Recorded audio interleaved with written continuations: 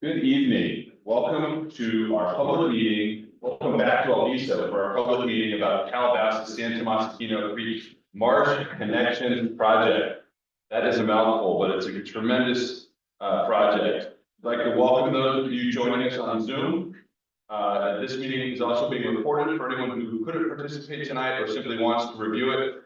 You can watch it on Valley Water's YouTube channel. We'll post that in the next 24 hours or so. For those of you on Zoom who would like to ask a question, please use the Q&A box at the bottom of your screen instead of the chat box, so that gets hard to follow when people are chatting. Staff will respond to your questions at in the course of the presentation.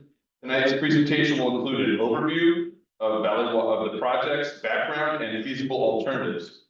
Following the presentation at around 6:30, there will be a Q&A portion before the meeting adjourns at 7. Don't know if I said my name is Mike Potter. I'm here on behalf of Valley Water. Welcome to those of you who just joined. I was delayed on purpose for that. In tonight's meeting, we're going to share with our community members to understand the project alternatives, which are different ways of achieving the objectives, and provide feedback on those alternatives. A few housekeeping items for those of you who are here in the Alviso Branch Library.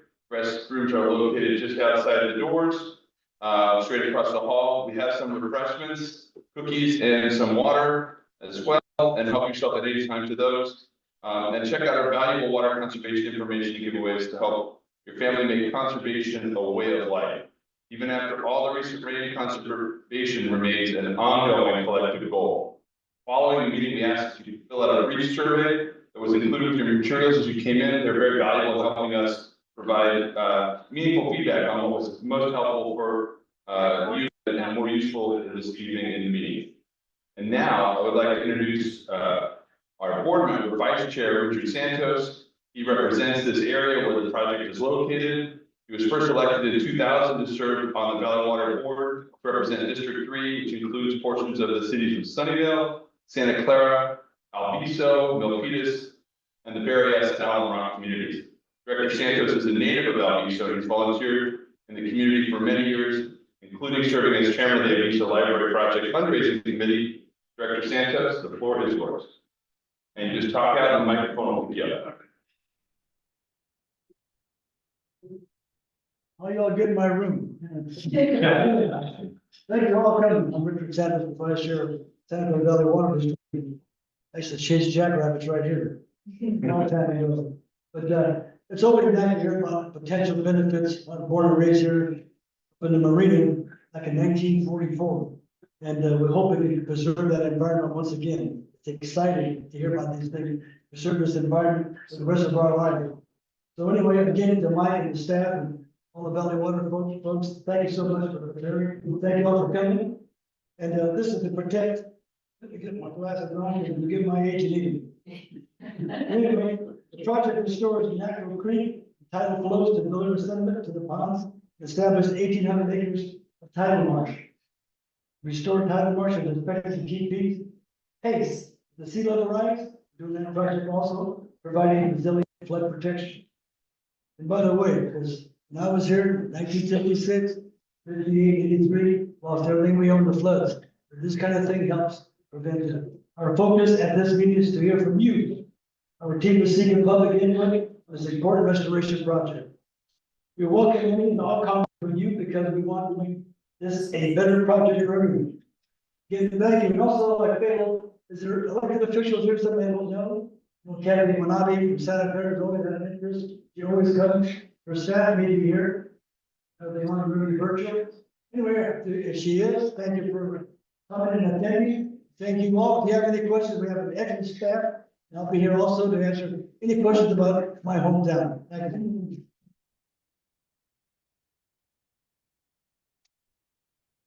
Thank you, Vice Chair Santos. Tonight's presentation will be started by Valley Water's John Bourgeois, who is our Deputy Operating Officer. John, or is yours? Before we get started, Yes, sir. this young man here, I got appointed in 2001, we had a coastal conservancy with the late Senator Feinstein. And he was the CEO. The coastal conservancy with him helped preserve those 15,000 acres. Yeah. There it is. Thank you. Thank you. Thank you. I think you gave me a little promotion there, CEO. Close enough. Yeah, thank you, Director Pathos. John Bourgeois, I'm the Deputy Officer at Stewardship and Planning at Valley Water. I've been involved and engaged in the community development zone for well over 20 years on a variety of projects. And this one really is near and dear to my heart. You mentioned the South Bay Salt Pond Restoration Project. That began in 2003 when the state government, the federal government, and some private foundation money all came together and purchased over 15,000 acres of these former Cargill salt ponds for the sole purpose of restoring habitat back to these areas. And Senator Feinstein was instrumental in making all that happen. A large portion of them are here in Alviso, and we are fortunate enough we have the executive project manager, Dave Paulstein, who runs that project here with us tonight, and they're partners on this. Valley Water has been an important partner on that restoration effort since its very beginning. We're very proud to be a part of that, and we continue to work on the shoreline here to try and make these stewardship projects happen. They're more than just for the critters, although there's a lot of habitat benefit. There are also, as Director Santos said, there's a lot of flood risk down here in Alviso, and restoring these wetlands are part of a broader solution to make these communities a little more resilient to sea level rise. And so what we're going to be talking about tonight is a project right down here outlined in purple. That AA complex was kind of the focus of a lot of study early in the restoration project, right? Because of the history of mercury mining up in the watersheds, there was concerns that the mercury in the sediment might have some issues for restoration. So we did a lot of studies. And as we started looking at this area closer and closer, we realized that there's a couple creeks, San Tomas and Calabazas, that when they come up, they do these 90-degree turns, very unnatural. They were put that way to avoid the salt company's product, right? They didn't want fresh water in the salt ponds, so the creeks were diverted.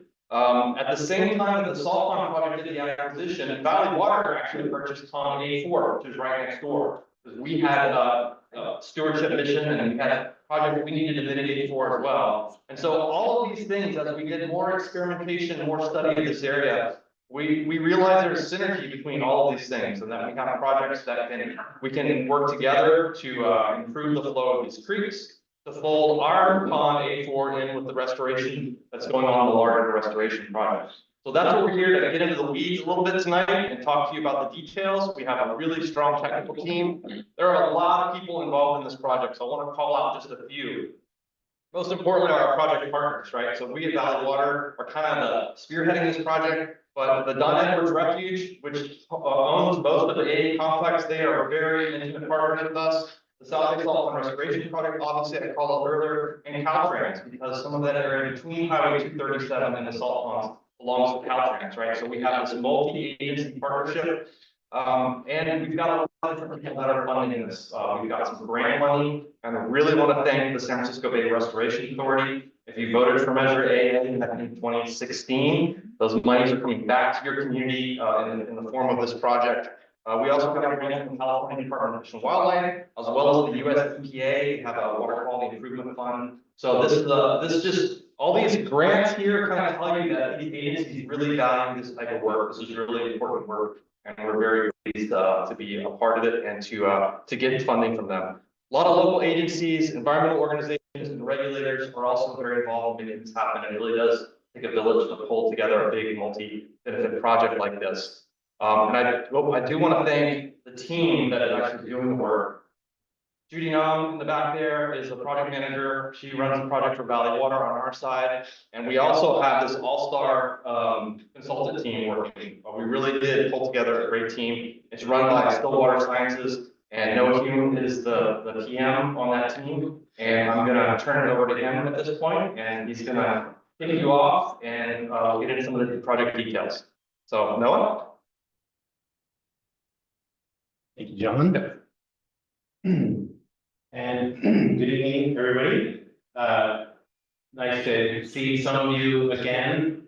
Just to sort of zoom in a little bit on the map a little bit of the project area. As John mentioned, the project was received over $8 million in grant funding from the San Francisco Bay Restoration Authority, CDF, California Department of Fish and Wildlife, as well as EPA, water quality improvement grants. And The project area is sort of shown in this, I like to call it a hermit crab or a spider, this sort of broad purple boundary you see, which is a planning boundary going around the A8 ponds, Pond A4, which is the site of a concurrent project actually that's going through design and permitting now called the Pond A4 Resilient Habitat Restoration Project. And that's going to work synergistically with this project in the long run. And then you see the project will be restoring connectivity to Guadalupe Through, which flows along the west edge of Pond A8. And these tributary creeks all kind of drain to that one. And then we show a little bit of the lower Guadalupe River as well. And we're going to get into some of the flood related or flood risk related questions on that. So broadly, the project had 4 primary objectives. The first was supporting ecological habitat restoration of tidal marsh and transitional habitats, riparian habitats. Was going to provide resilient flood protection that will adapt to increasing future projected sea level rise. And then, as John mentioned, the unnatural bends in the creeks that tends to choke off and cause a lot of sediment deposition in the creeks. And Valley Water has to spend a lot of money, and you may have seen yourselves sort of sediment removal activities along canals or creeks in the past. So the idea would be to improve flow conveyance and sediment transport into the southern end of the A8 ponds to reduce those long-term costs, and then to provide public access enhancements to the in the project as well. So Valley Water has a rigorous project planning process, and I'm going to park on this slide a little bit. There's a lot of information here. But the project began in 2022 with a series of brainstorming sessions amongst with the project team and agency folks, and we generated 20 conceptual alternatives like blue sky, anything goes, you know, what we'll put anything anywhere. And we screened those down to 5 alternatives that were subject to hydrodynamic and sediment transport modeling. We're going okay? Yeah. That work was done in the summer of 2023, and then in the fall, we kind of had our first look at the results, and we were beginning to see how some of the alternatives were performing. So we actually added 2 additional alternatives at that time and reran them through the modeling process. The modeling it's almost real time. It takes like 6 weeks to run a numerical model covering the bay. And, you know, there's a lot of information, and I'm going to turn some of turn the slides over to Michael in a few minutes to go through some of those results.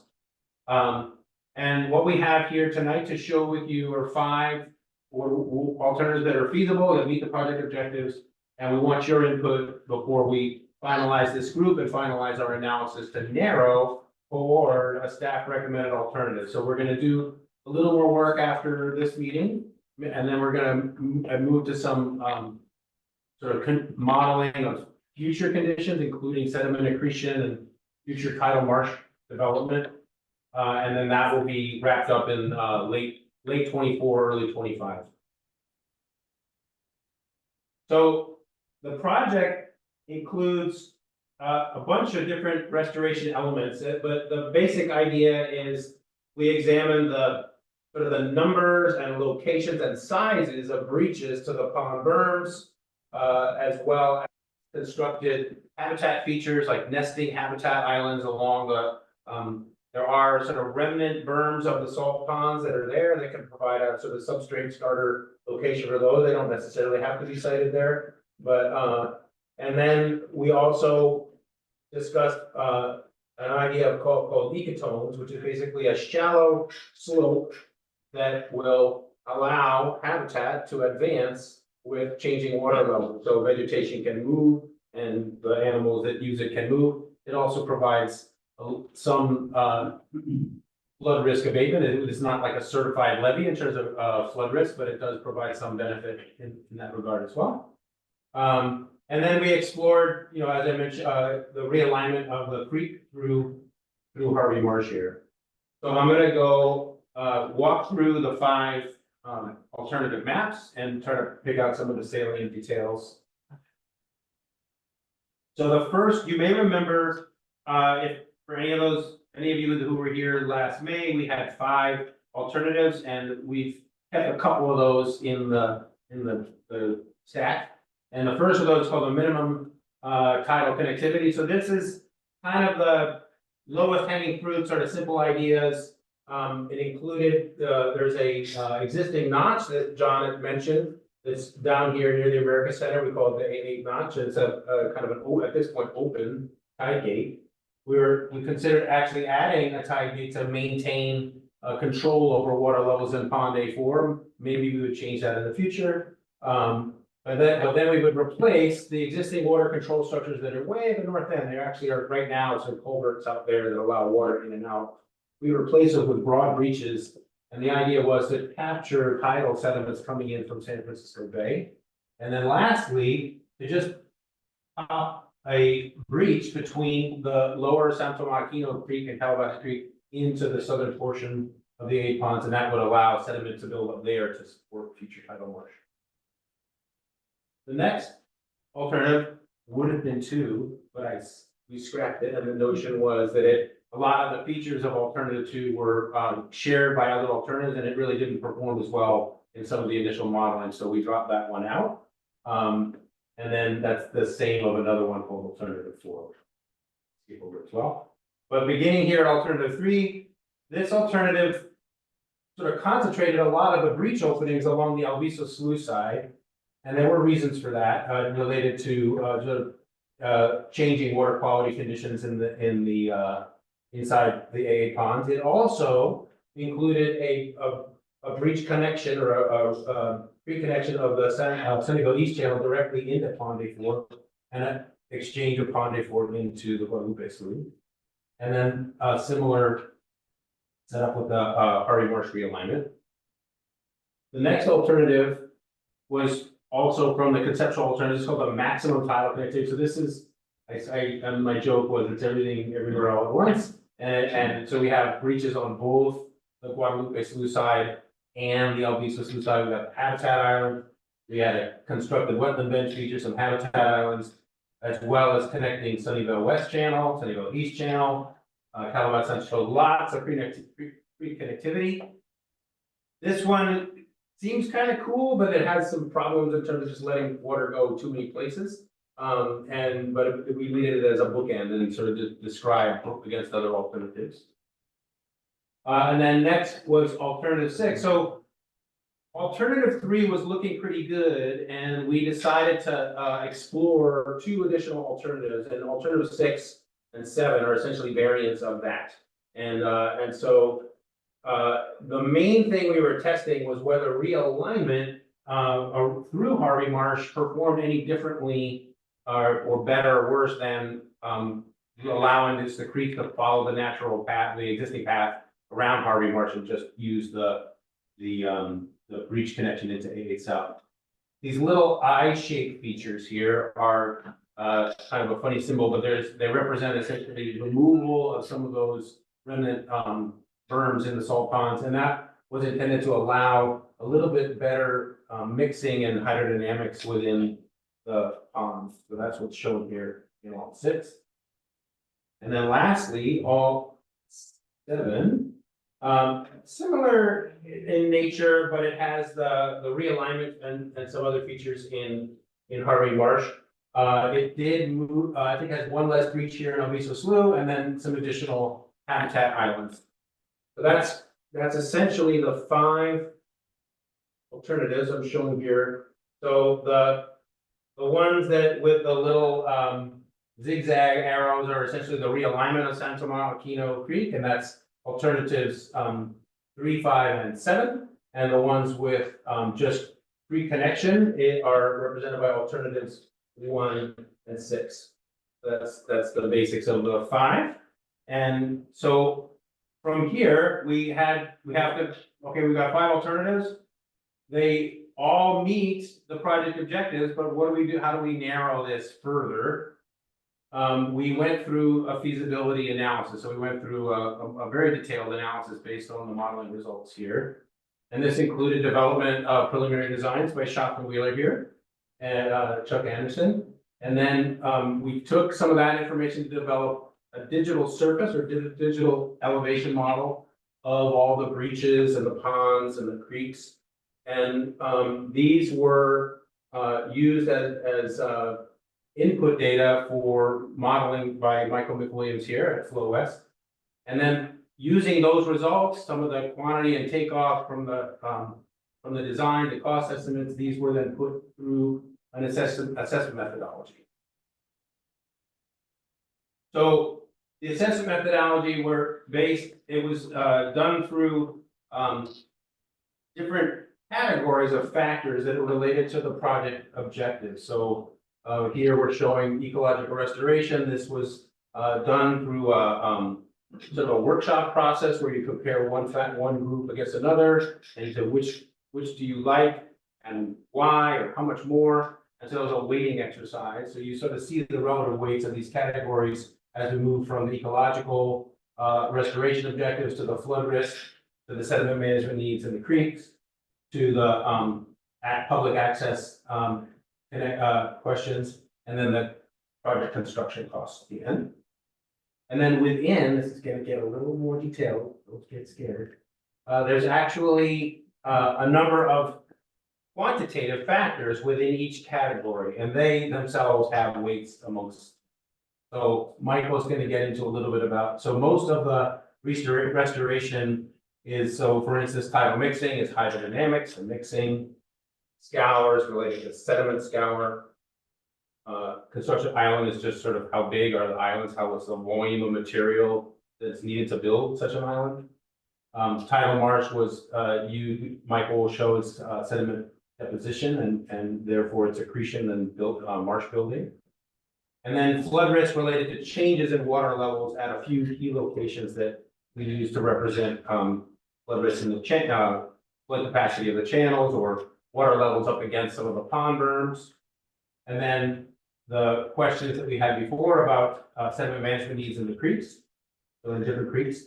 And then the public access and costs are without further subdivision than what we see there. So with that, I want to turn this over to Michael to go through some of the quantitative modeling results, and then I'll come back up later. Thank you, Doctor. Okay, so I'm going to talk through some of the ways that we evaluated the different metrics to understand how the alternatives perform.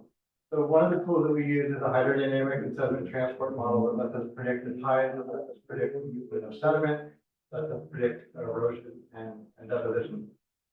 So what you're seeing here on the bottom panel is the predicted pattern of deposition of sediment for 3 of the different alternatives. And you can see here by the colors, the red is about 50 centimeters, the blue is about 21 centimeters, so not very much.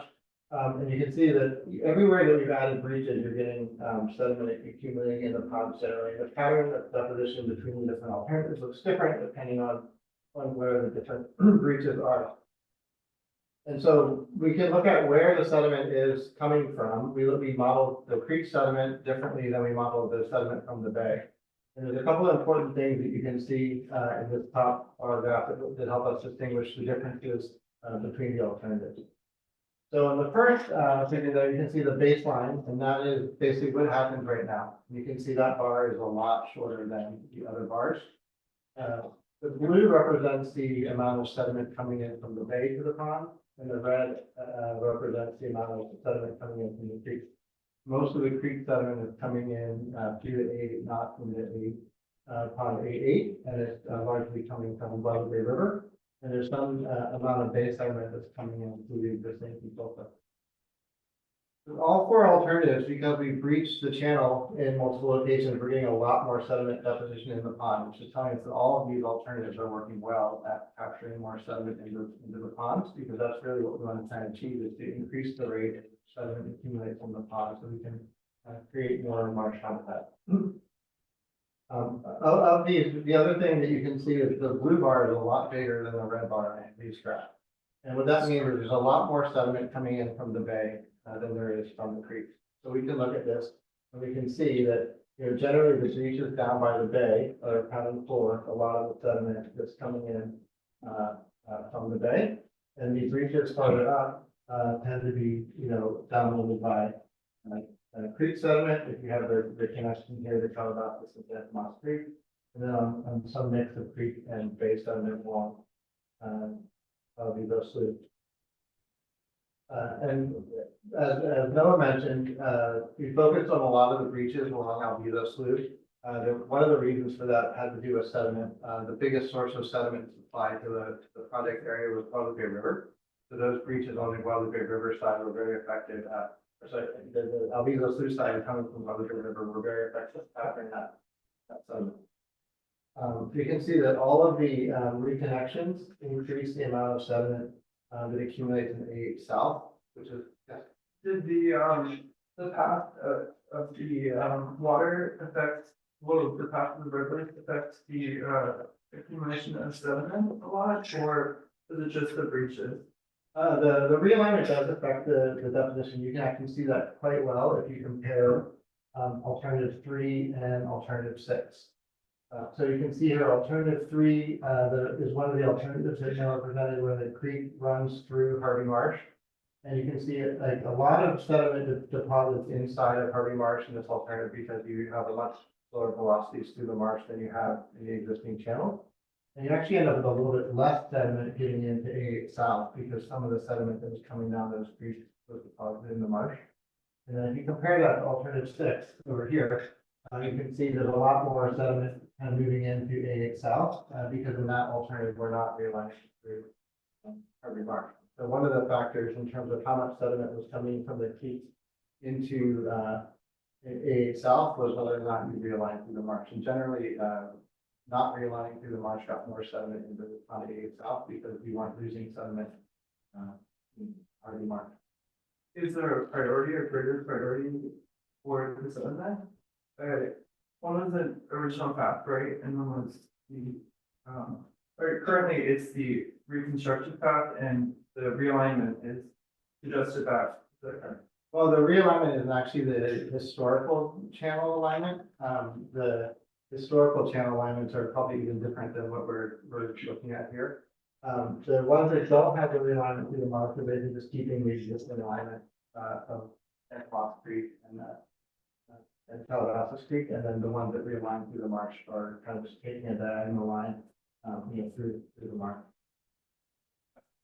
I think, was your question really about prioritization of where the sediment is more needed, whether it's RV Marsh or AH or? That was my follow-up question. Yeah, I think so. So I think, I mean, that's a good question, and there are trade-offs between the two, and I think that's one of the decisions we have to make. So. I could say, right now in the evaluation criteria that Noah showed, if you look at the stack photographs, the accumulation within the pond is one of the criteria that we are using as, how we characterize our benefits. So there is more weighting on accumulation within the 8 ponds than there is marsh. Part of the issue is that 8 South in particular does not get a lot of sediment from the bay. So the primary source of sediment that we have available to try and bring 8 South up on marsh is really capturing as much of that creek sediment as we can. You can really see the difference in 8 South for having the alignment or not. Well, I think you said we were capturing a lot from the bay, right? Yes. Does the number of berms or the proposed breach actually affect that more? Like it does to a great extent because the alternative one, for those of you in the room, the posters are all around the room. You can see alternative 1, which is over here, has only one breach here, and then the connection here. And so you can see the blue bar there is a lot lower than the other 4 alternatives that made it forward as the final 5. And so just having those 2 breaches brought in less bay sediment than the alternative that had additional breaches. So there's definitely, adding breaches up to a point made a difference. So these are like the best questions ever, but if we're gonna try to get through the presentation and then do a Q&A portion, I don't want to discourage you from asking them all, but if we could get through the formal presentation and then we'll do a Q&A. Thank you very much. Right. So I think that covers, everything that we wanted to cover on this slide, and we'll jump to the next one.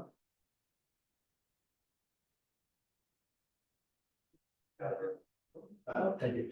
Okay, the next thing that we wanted to look at was areas where there is a potential for scour. This is also an element of the habitat restoration that we wanted to look at. But one of the things that we are concerned about with scour is areas that have high velocities and have scour have the potential to remobilize any legacy mercury that's deposited.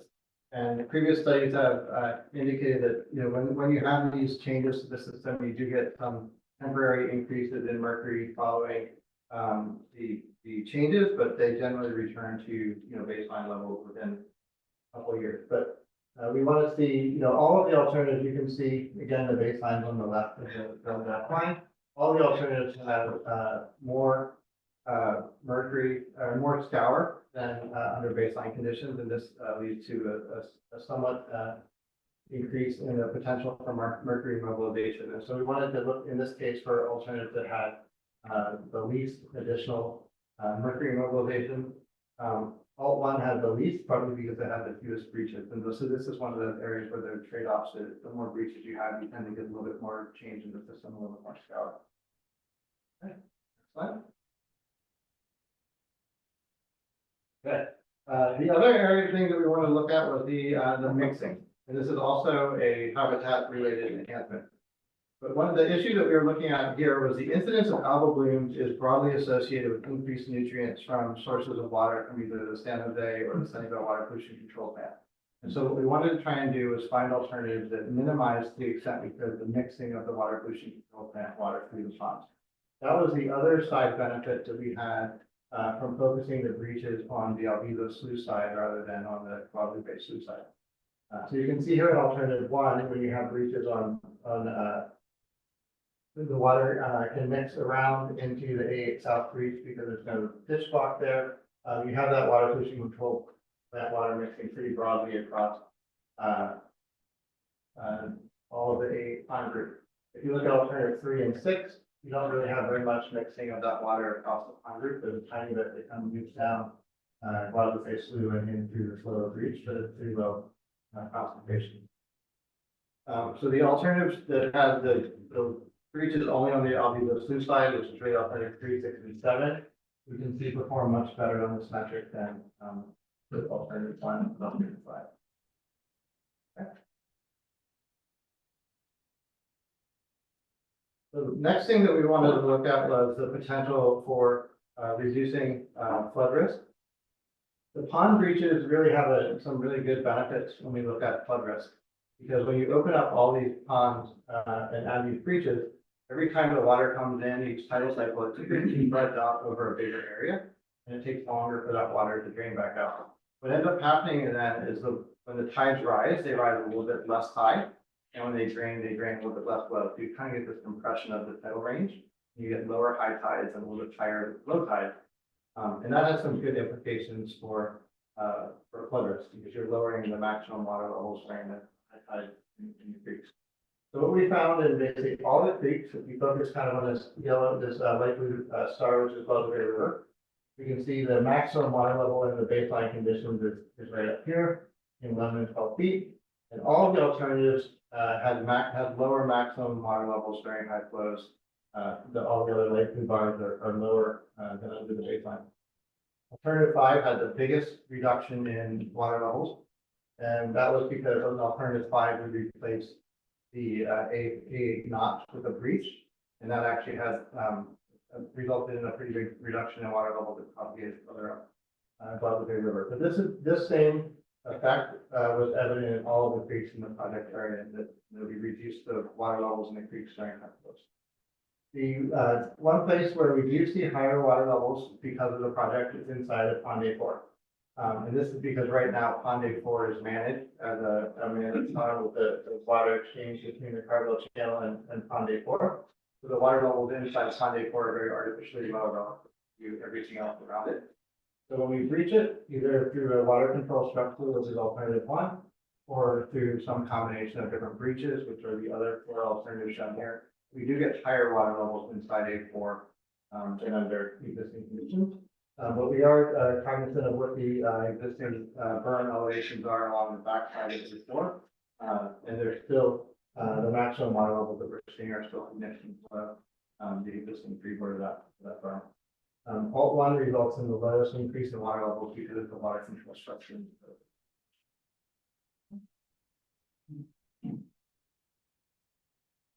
One of the other goals of the project was to try and reduce the amount of sediment management and maintenance required in these creeks. So I'm sure all of you are aware that periodically valley water needs to clean out the sediment in these creeks in order to maintain conveyance capacity to keep the water levels getting too high during floods. So we wanted to look at how the alternatives affected the sediment deposition in the lower portions of the creek. The good news, so we looked at this figure is kind of a composite of East Calabazas Creek and Tomas Aquino Creek, and showing the total amount of predicted deposition kind of under baseline conditions here, and then under each of the 5 alternatives that we're looking at. We actually saw for alternative 1 and alternative 6, which are the 2 alternatives that we're looking at now, that don't include realigning to Harvey Marsh. We saw a predicted scour in those reaches in particular.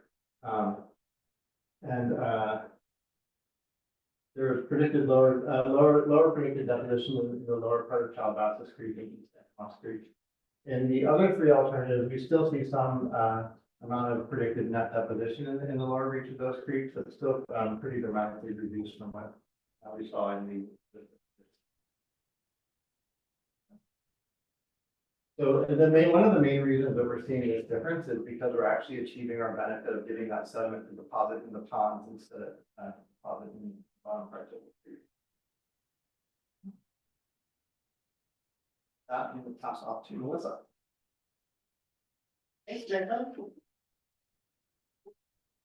Thanks, Michael. We're gonna talk a little bit about trails here. To meet the project objectives regarding public access, the project will provide support for the planned Reach 9 trail segment, as you can see here in white. All the alternatives include support for the Bay Trail segment, as well as coordination with the U.S. Fish and Wildlife Service regarding potential relocation of an existing boat ramp. Right now, the boat ramp is located here in the southwest corner of the 8 ponds, and it will potentially be relocated to the southeast. Alternatives 1 and 6 minimize adverse impacts to the existing public access.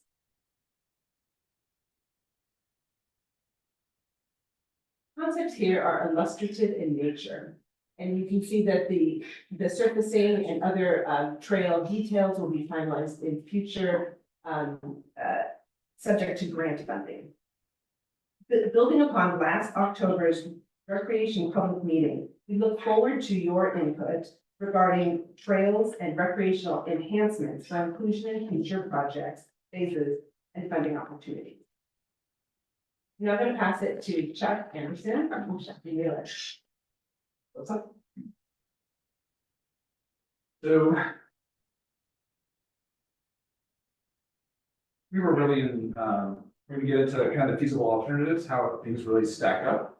What we were responsible for, if you remember, was that bar that's far on the right, which is how much does this cost? When I talk about this, this isn't sediment management, this is just how much would it cost to build? And so the term we use there is dollars. You're familiar with dollars, how much does it cost? And what we look at is how much would it cost now when I build it. But you see the different, on the columns are the different alternatives, and the top rows are kind of a number of different things. We showed you breaches and islands and so forth. So to get to the bottom line, which is what we're interested in here, is we turn those different elements into what's known as a grading plan. And what really happens here is everything kind of boils down to how much dirt do we need to move around to modify the ground that's there now and reshape it and make those different elements. So the different plans we put together a preliminary plan for each of those different alternatives. It's known as a grading plan, and it really is just what do we do out on the ground to move dirt around to make it look the way we want to look. So we're at a point now, and as you've heard, like Melissa said, there's a lot to be planned still, there's a lot to be designed. So at this level, the way we do this is in terms of volumes of material that needs to be moved. And our term there, we use cubic yards. So 3 feet by 3 feet by 3 feet is a cubic yard of dirt. And there's kind of a hierarchy to what everything costs. So the most expensive thing to do, and just as all of these alternatives, we need more dirt to bring in to make islands and ecotones and so forth than is available by excavating to make the different breaches. That's just a fact. So the most expensive thing is to go pay for dirt, import it, truck it, haul it on the site, and then place it. The next most expensive thing to do is to get in, as you see in the different diagrams, it's going to be wet, it's a little difficult we go out there and we reach the levees, pull that soil out and put it in what's known as a stockpile, or just a pile somewhere that we're going to reuse right on site. That's the next most expensive thing to do. The least expensive thing to do is then to take that dirt that we found on site, do those different elements, pull it out of that pile and place it maybe to make an island or a bench. So we factor all that in. We're doing everything at this level. It's volumes and it's unit cost of volumes. There's so many dollars per yard of dirt, depending on what it is. We're preliminary right now, so we've got what's known as contingency. That's just it's a fudge factor.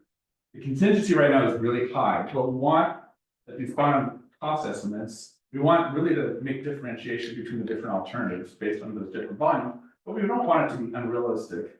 We don't want everything to be $100,000. That's not going to happen. We also don't want everything to be $100 million because it's realistic. These are all on an equal basis.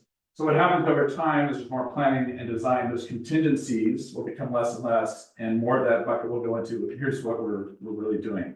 So cutting to the chase on the bottom, these are the estimated costs for each alternative. They're all done on the same basis, and you can see the ones that are the lowest are alternatives 3, alternative 6. And it just boils down to the differences between them. The reason alternative 6 costs a little bit more is because, alternative 3 costs a little more than alternative 6 is because in that alternative, we're realigning Tomas Aquino Creek. So the more you do, the more it costs. And that's kind of in simple terms. And then this kind of fleshes out that one bar of the cost, and you can see them right there. And back to weather with Noah.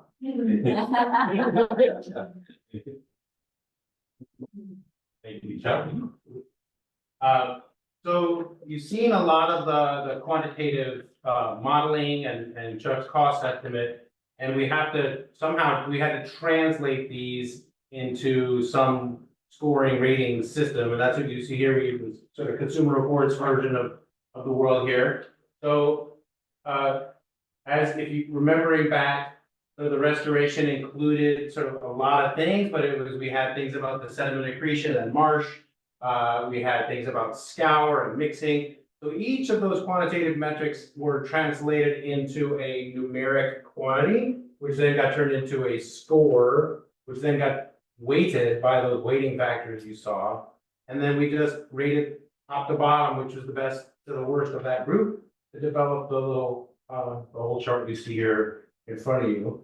So I'm not going to walk through every category, but within each category, one alternative usually was near the top, and so it's down near the bottom. And then we aggregated all of those scores across the entire analysis, the assessment methodology, to come to an overall rating, which is shown here at the bottom. And I have a prettier slide to demonstrate that, which is this one. So this is, I kind of want to park here for a second and go through it just to begin a recap. Essentially, we have 5 alternatives that meet the project objectives.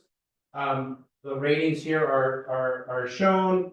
We have kind of a near tie for the top at the moment. Alternative 6 is actually the top scoring alternative. It's pretty close to alternative 3. And then the rest are sort of, they do the job. They kind of do all things. None of them are bad. They're all pretty darn good. And they just have different points of emphasis. So we want to hear from you about what you've seen here tonight, or what sticks out. And so we're going to be, we're beginning back at the kind of give you the overall timeline. We're way out here now feasible alternatives meeting, we want to hear from you. So we can refine this and narrow to our staff recommended alternative. Which will then go through some additional modeling of future conditions. So just as a recap, we sort of showed you the development process of these alternatives, how they performed. These are not set in stone, and we've got a pretty good set here, but we really want to hear from you and your input on this. And then we'll kind of take it from there to finalize a recommended alternative. So with that, I want to turn it to Mike. Q&A? Yes. Okay. That's it. Well, discussion, Okay. but This is where we get to hear from you, so, and for those who are on Zoom, please use the Q&A function and we will, ask your questions. Any questions in the room? Good. So what is the benefit of the berm degrade versus, just like the proposed breach and like model 1 and 2, which I believe is lacking those? That has more of the. Fantastic question, and I'm going to call on our expert to come up and answer it because I did not study that. Yeah, one of the things that we noticed in the first 5 alternatives is that there wasn't a lot of exchange and mixing between the ponds. We've done the berm to separate all the ponds. And there are places where those berms have degraded to some extent to allow flow between them. So what we wanted to accomplish with those berm degrades was to improve the connectivity between the ponds so that the sediment coming in from one breach would be able to more easily move between ponds. So that, basically if sediment coming to A8 South, through this breach right here, I'm really off camera, it can continue through into pond A8 and not be restricted in mixing into other ponds. They're drawn there as, pretty wide bars, but we were envisioning something on the order of about 200 feet out of the opening just to allow that sediment. I have a question that I should have posed long time ago, so it's not really there, but what of course, it was a no-brainer for me, you vote yes, that's right. But then I went to the Don Edwards, difficult question. And so in the past, when I went there, January, February, said, do not go there, there's nesting birds. And on an island, it was all white with white pelican. And then after the vote, when this all started, I got there, and all I saw was bulldozers. And where we used to sneak by, to not disturb the birds, big machines. And so I'm still in shock about that. So did that ever get talked about, how that would affect the bird population that's there So now? you're talking about the shoreline, flood control project. And so that's a little different, that's different than this project, Well. but it's nearby. It is nearby. And so, that, That's sure. Dave, come on down. I'm happy to, but there's other people in this room that know about that as well. It is very close by. I'm Dave Halsing with the Southeast Saltwater Restoration Project. Stay on camera. You're ready. Well, I was trying to point it to the map. Okay, I'll point it out. I turned it. Oh, you moved it. Perfect. Okay, yep. So where you're talking about is where they're building the large federal levee to protect this local community of Alviso. It is an important flood protection project led by the U.S. Army Corps of Engineers, sponsored locally by. All the way over there, It's a different project than this one, but it is close. It's right here on the other side of this. You can see a little bit of the beginning of the construction going on here in this image. So it's and eventually, when that levee is built, then they will restore 2,000 acres of the former salt pond back into tidal marsh out here. So yes, there are some short-term impacts on the wildlife and on the water management from building that project. Construction always has short-term impacts, no matter what. It has a different goal. Well, it's a necessary short-term disturbance to build something to protect people and enable massive areas of habitat improvement. And it's also going to add a big section of Bay Trail too. So they're actually quite similar goals, right? Combining habitat restoration flood protection and public access. But yes, it is a construction disturbance. Yes, it just, you know, every day nearly you read that releasing pelicans. And when they lose big islands like that, they get stressed, you know?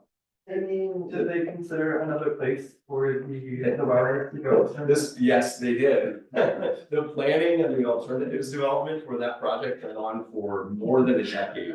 So, hundreds of millions of dollars have been invested in it. They're building this project. The Fish and Wildlife Service, which manages that area, as part of the refuge, is an active participant in that project as well, and is happy to see this levee getting built. So, you're not wrong, like, there are impacts on the biota, Yeah. but they've been very carefully managed with, It's more well, Valley Water will certainly have to do something similar in terms of analyzing, disclosing, and getting permits for those short-term impacts when this project comes to construction. It's a much smaller and simpler project than this one. It will take less time to build, so those impacts will be smaller, but the processes will be the same.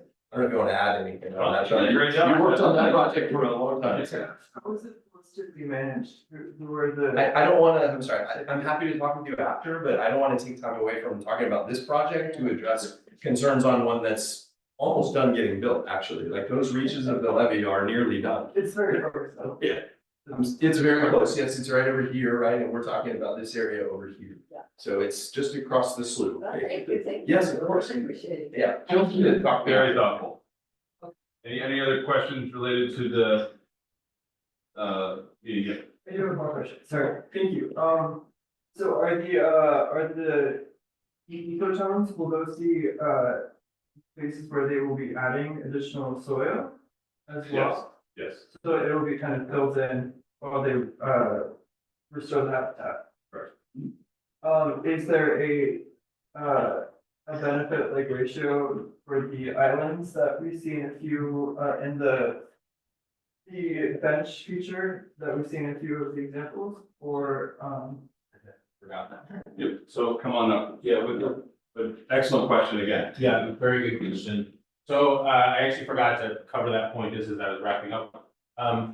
Many of the features that you see, such as the islands and the benches and the ecotones, actually do not affect the hydrodynamics that Michael showed. oh, I'm sorry, I meant for the ecology. I know. Yeah.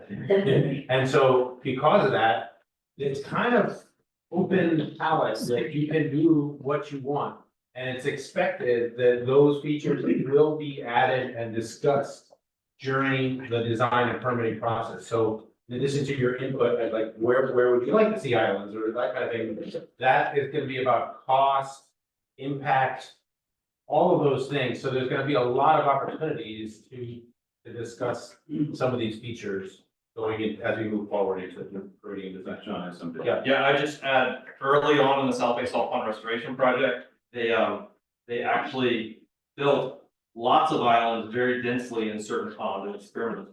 And there is a point when you can have too many islands because they start to compete against each other. So generally, you would think more of these habitat features is better. There is a point when you're putting in too many, and then we have to balance the trade-offs between the construction impact, right? The more of these you put in, the longer construction takes, the more disturbance you have. So it's a big balancing act between the actual ecological benefit and the short-term disturbance and the cost, right? So it's kind of a balancing act, and we'll do that through the regulatory permitting process and the CEQA process. Yeah, is there a sort of procedure to allow for, factors that will definitely be needed and then to apply more as time goes on? Like, I see the, ecotone in all of the examples, that is. But there are islands and, different, mainly I'm thinking about the islands, I guess, that might have a benefit in the future as, like, That's a very good question, and it's a very challenging one to address, because once you've built it and the habitat is developed, to go back in and put more islands or modify them, then you're disturbing more habitat. And so, but the South Bay Salt Pond project does work over through this umbrella of adaptive management. And so we're constantly monitoring and learning, and we're gonna take what we've learned in previous projects, apply it to this for those ratios and how we build the island, where we build them, how many. So it is a big balancing act. I may add, so I'm the project manager, Judy Knopf, so, I mean, as Noah talked about, there are some elements that are more kind of, will be refined through the design process, which to follow, as you heard. So like habitat islands and whatnot, we're going to determine exact numbers and the location, in the future, design process. As you know, John talked about this project has earned tremendous support through grant funding. We receive about a little over 8 million all the way through the design, but this project does not have secure construction funds. So what we decide to do, right, during the design, I think we're gonna have a little clearer picture in terms of grant funding, how much we could get for construction. So those are all going to be taken into account. I mean, we're gonna do further modeling and more consideration, and John talked about they're to a point where you got too many, right? So we're going to determine along with, another consideration is how much funding, grant funding we can see. The ecotone is basically no regret. That is the element that is not being questioned. It's not gonna be, decided during the design. It's set in stone. So AHS, the Don Edward, the Obstacle Complex managed by the U.S. Fish and Wildlife Service, we already have sufficient sediment for the soil to build that ecotone. So that's already done deal. And the ecotone on the H4, we talked about how water level, once it goes tidal, is going to go up. So building that horizontal levee is going to really allow, as the sea level occurs, right, for species to migrate upward, right?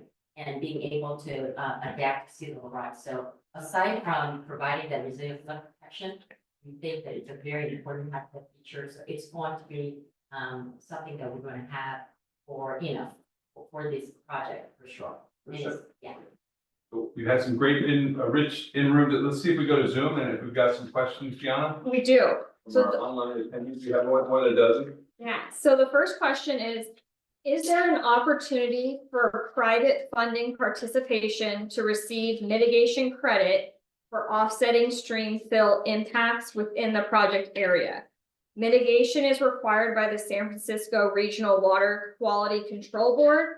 What about a city or county receiving mitigation credit for funding participation? I'm gonna turn it over to John, but I think Well, the South Bay Salt Pond project cannot receive mitigation fund. That was kind of an early agreement there. But the portions of this that are Valley Water, we actually have our own mitigation needs. So we would be using the excess mitigation credit for ourselves because we have, one of the reasons this is being precipitated is that we have these stream maintenance needs. So unfortunately, I don't think there's much of an opportunity here between the restrictions of the Salt Pond Restoration Project at the National Wildlife Refuge and our own mitigation needs. I think the credits are going to be spoken for. And just to add, the Pawnee for Resilient Habitat Restoration projects that Noah mentioned about as a related project where we're building actually shallow habitat, 40 acres in Pawnee 4, right? That is sort of during the interim until the Calabazas come through. We're actually building a shallow water habitat for shorebirds. We are doing the calculation. We have already gone through the CEQA process, and we're hoping we could go into construction next year. But for that project, when we're doing the calculation, we find out that these projects are so benefiting the habitat and environment and whatnot. We believe it's a self-mitigating project, so we do not have mitigation. I have a follow-up to that one. So if you do have a proposal though, please send it to John. Don't say no without seeing it, so. So a follow-up to that same question is, what if it is a stakeholder participant? Then let's take that conversation offline. Yeah, that's not that Public meeting question, but send it to John and Valley Water. if it's a public agency that with an impact on the day, there might be a way to do something. But we have to get exceptions the Fish and Wildlife Services rules and stuff, but there might be a mechanism. So yeah, reach out to me. Reach out to John. Okay, and we do have a hand raise, so we're gonna allow Eileen, I believe you were just unmuted, or you're allowed to unmute and you can ask your question. Welcome, Eileen. Hello, this is Eileen McLaughlin with Citizens Committee to Complete the Refuge, and I'm finding this as being a very enlightening discussion. The changes that I'm seeing being considered this time since the last meeting. So I'm very, as always, very glad that it's gone through so much study, modeling, and I understand that that's what you've used. I'm personally, and this is off the top of my head, I was a little surprised to see that where we have projects where we would not be trying to, we wouldn't have Tomas Aquino Creek moving through Harvey Marsh and allowing that to connect to into the bay. That seemed to have been where we started. So I'm appreciate all that has gone on to get you where you are, but I'm still trying to sort it out in my head. And have a lot of information here. I also know that we have been, our group, supportive of this project, but it was based on what we knew, where we started. So I would, I'm going to need to take it back to my organization, and they're going to have questions and want to understand more what this is, more than I can understand. So I'm hoping that maybe I can work with you to bring that discussion into some relevance for Citizens Committee, and that we can, give you the best feedback that we can. So I'm, that's where I, kind of am sitting right now. I don't have a real comment on one way or another way. But we want to continue to support success on this project. So I just need more information. I'm also going to want more information. I remember from last time the discussion of the boat ramp, and in that brief comment about the trails, they were talking about working with the refuge on where the boat ramp would be. And I know the refuge needs to pick that one for the best purposes, fitting the habitats and wildlife first. So I'm going to be curious as to what direction that would go. And we'll just at this point, I don't think there's anyone there who can comment on that unless someone is very well informed on that perspective. So that's all. It was a comment by me and by, so we're in support of everything you're doing. And there's a lot of things that are exciting here. And then there's some that going, well, we started there and then we're getting here. So that's it. Yeah, thank you, Eileen. Just to briefly touch on that point, I completely understand the question and your concern, but it's not that those creeks would not be rerouted into Honda 8. It's more of kind of that process stage or stage 0 restoration, where we kind of let the creeks find their own path to the breach, as opposed to actively dredging a channel through Harvey Marsh, right? So we would fully anticipate that they would jump their banks and do what creeks do during high flows and move around and find their way to that breach a little more naturally, as opposed to actively excavating a channel through the habitat. So it was just us taking a look at the whole range of alternatives, and it modeled surprisingly well. And it's obviously a cost savings, right? So, there's some trade-offs in doing this sort of thing, actively excavating the channel or letting it find its own way. So yeah, we could definitely have more conversation about it. I agree. I was a little taken aback when I first saw this alternative too, but I do understand the rationale behind it. And if I may add that, these ponds for, salt pond A8 and A4, they are deeply subsided, right? And we got next 5-10 years, we're trying to hit that marsh plant elevation, so that what's going to be really amazing once it hits the marsh plant elevation by bringing all the bay and creek sediment, right? It's going to keep pace with sea level rise. It's going to rise by itself. So it is really important. That's why we put really high importance on bringing sediment inside these deeply subsided former salt ponds, right? So this is why we think what John is talking, passive restoration or process-based restoration that is done by nature, it's going to happen. But until that happens, we want to bring that first 5-10 years, really take advantage of the flow, bringing the sediment into AA, because really the lower half, if you look at the, sediment dynamics bracket that Michael McWilliam has shown you, there's really not a whole lot, right? Base sediment is all concentrated in the upper half. And lower half, really, there isn't a whole lot of sediment sources other than. So this is why we believe bringing that quick sediment to the lower half of the A8 is critically important. That's why. Great comment. Thank you, Aileen. And Gianna, do we have another one? Yeah, so another question that we have is, when will we know and how will we be notified of what the preferred alternative or the final alternative is? So I think I know I talked about the next step, right? So we're going to prepare the PSR. We have to go to the board for approval of the staff recommended alternative. So that's going to be a public hearing, right? It's happening late summer, fall, and basically all the, public will be invited to the board meeting and be able to weigh on. And the board's going to approve it. That's waiting on the staff recommendation. And then will there be another community meeting prior to the start of construction? Yes, many. There'll be more than one. Yes. And during the design process, we will probably have some public meetings, so rest assured there's going to be many opportunities for you to provide. Join us in the Alviso Branch Library. That's all my Okay, questions, yeah. Lead in the room? Director Sand, Vice Chair. Name no, how appropriate. When you bring in more fresh water, one reduces the salinity and then you get the non-native vegetation to be growing, that can cause more flooding of VDOT. So how are we addressing? We did look at the changes in salinity, in fresh water. Essentially during the winter, as you know, it's pretty fresh. And then, as the storms subside, things then salt up. So the vegetation communities, there will be a shift, and that's actually some of the analysis that we're doing. Probably will see a little more salt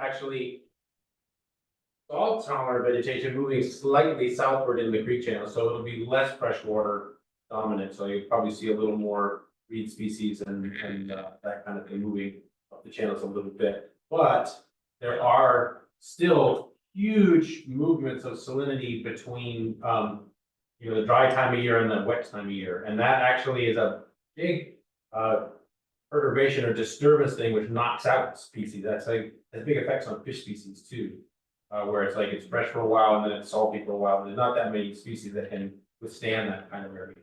That will continue. I don't think the project is gonna change vegetation accumulation in the creeks particularly. It was narrowed back down. Because years ago, this was clear on the Trumbull Road. Was kept clear. Yeah. Is there, likely going to see an impact to the wildlife from the reduced salinity? So that, again, that's this question. So we see that today, for pre-project, we have periods of fresh and periods of salty. And that does shift at different times of year, the tolerance of which species can inhabit. And we have an existing monitoring report looking at the fish community in the pond being done by UC Davis. And that will be published in the fall of 24. So we actually did a bunch of the existing baseline condition modeling of all the vegetation communities, the existing wetlands, all those sorts of things. So we have a snapshot of what it's going to look like now, and we will again use some of the modeling results to predict how that might change. It's gonna shift, as I mentioned, like some areas are gonna, Harvey Marsh as an example. If you did the realignment, that would probably become a little more salty and a little more brackish marsh, that kind of thing. Currently, Pond A4 is actually pretty darn salty because it doesn't have a lot of exchange, so that'll probably freshen up a little bit. and then pond A will look a little more like the bay. So it kind of just, still we see fresh and salt at different times of year. As we get these reports, and they're available to be public, we'll put them on the project page. They probably won't be right away, Right. but as we progress, keep checking the project page. Things like the video of this meeting and all the materials you see are gonna be posted on the project page. And they'll be drawn upon during this permitting process so that we did all this really hard work, so that when you get to like effects analysis, you actually have something to just put on and say, okay, this is what's gonna. Yes. No, it really affected. I live close to the East Channel. And so I know, I think the West Channel, Google. Google did a really Yeah. cool, terrible. Yeah. Is that gonna, at all, is that gonna be similar because they had such a success? Google helped, and paid for their project. Yeah. Yeah, so the main effect of the project, and Michael I'm stealing Michael's thunder a little bit here. So the main effect of the project is actually by breaching into these ponds and like what Dave was saying about the one that's further over, you're allowing the tide to move into places that normally doesn't see tide. So today, pre-project, all that tidal energy is being shoved into these creeks and you have huge, plus or minus 6 foot sometimes, maybe not that high, but 5, very high water levels in those creeks. Just by breaching these ponds, we drop that range down and that improves your flood risk tolerance. And it also will help you as sea level comes up, because you're not gonna be hitting the overtopping event. So there will probably be just less water level variation at that Sunnyvale West. There'll still be habitat there. It's just not gonna go away. It's just because I always, because we always told there that the one part. Oh, yeah, the flood, flood risk, and I go and walk these channels and say, behave, and it's really, it's well managed. But I was wondering if you were gonna do a similar thing. Oh, meanders. We have no plans at present to recontour any of the channels. It's just more just like looking at how they're gonna fare and. Yeah. No, thank you. Great question. Yeah, great. That bullet point right there. Gianna, go ahead. We did have a last minute one come through Zoom. In the Harvey Marsh area, there's a PG&E gas pipe going through it. Is the project team going to relocate the pipeline before the ecotone gets established? So, we could go to that map, but essentially we particularly changed where the realignment was to avoid that gas line. If that kind of an alternative came up and people had desires for, big actions at Harvey Marsh, that would be a consideration. And that it's, I won't say it kills things on feasibility, but it's expensive, it's permitting and a lot of things to move a gas line. So, but we try to avoid it as in our initial plan. Thank you. Councilmember Watanabe, yes. Thank you, and I apologize for being late, I had a last minute emergency with a resident, but Glad you could make it. Me Well too. done. So, one question, you mentioned the wastewater treatment plant, the Sunnyvale, and I believe the San Jose, Santa Clara wastewater treatment plant, and about the effect on algae blooms, but referring back to Sunnyvale. But there was no mention about how the San Jose, Santa Clara wastewater treatment plant, is that going to have any impact on the algae blooms or? I don't want to step on anybody's toes, but I'll just tell you, basically, the San Jose wastewater plant is like one of the highest level treatment plants on the planet. Yes. Right, super tertiary, super low nutrient levels. The amounts of nutrients that get drawn into the project area now are reflected in those. It's the dominant flow it's the gorilla, right? It's the main flow. So most of the bay water that you see already has that San Jose wastewater in it. Whereas Sunnyvale is a smaller player and actually does generate a little more residual nutrients. And there are upcoming regulations on trying to trim that a little bit. They currently stabilize some of the effluent in that pond to the west of Pond A4. But in general, higher nutrients are coming out of Sunnyvale than San Jose by a bit. And the San Jose plant is way east too. Yes, it is, yeah. Yeah, I mean, geographically, the San Jose plant is, coming down here and then into the bay and then back up into the project site, and the Sunnyvale. It's kind of right there. That's why we focus on it. Geography is quite different. Yeah. Super helpful insight. Thank you. Anyone on Zoom, Gianna? Nope. I think we're coming to a conclusion of our question and answer. We're happy to stay for a short few minutes afterwards, but this library closes at 7, so we don't want them to kick us out. I want to thank our presenters for their work and all the attendees and stakeholders who have participated and shared their comments. Before we close today's meeting, we ask that you consider learning more and providing your input on 2 other critical Valley Water efforts. The Water Supply Master Plan is Valley Water's guiding document for long-term investments and planning to ensure our water supply reliability for the county's social, economic, and environmental well-being. We have some cards at the front that talk about that. And the other thing is our capital improvement program, which contains all our capital projects. The annual review of projects for potential placement in the CIP 5-year plan just ended, but we encourage everyone to stay involved in the process. You can also visit our Valley Water webpage and click on the board committees under how we operate. There's a lot of important activity in our committees. And finally, Valley Water just completed 30-year master plan for the Guadalupe and Upper Pajaro watersheds, which will guide our work to become more sustainable over time. The watershed master plans can be viewed on our website and our Your Water tab. I'd like to invite Vice Chair Santos to come up and share some final thoughts.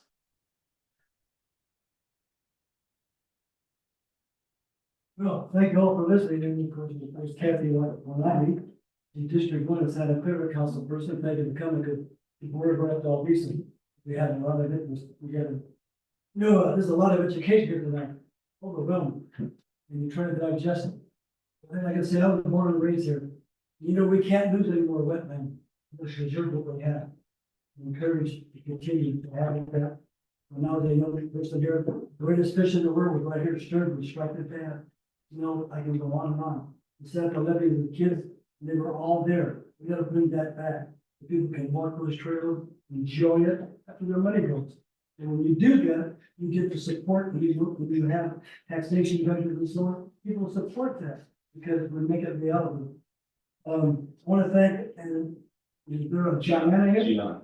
Gianna? Well, thank you. My notes and said, let's say, how are you? Hi, Vice Chair. Yeah, because she's been with us so long and done a great job. With Mike and all the staff here and everyone else. I was at the wildlife service, I don't know, talking around back in 203 and then Senator Feinstein was our guest too. And she was sitting down and that time I was on the committee and John Burton and everyone. And here's what she said. Let's get it completed in my lifetime. Let's do that, okay? Thank you. Thank you.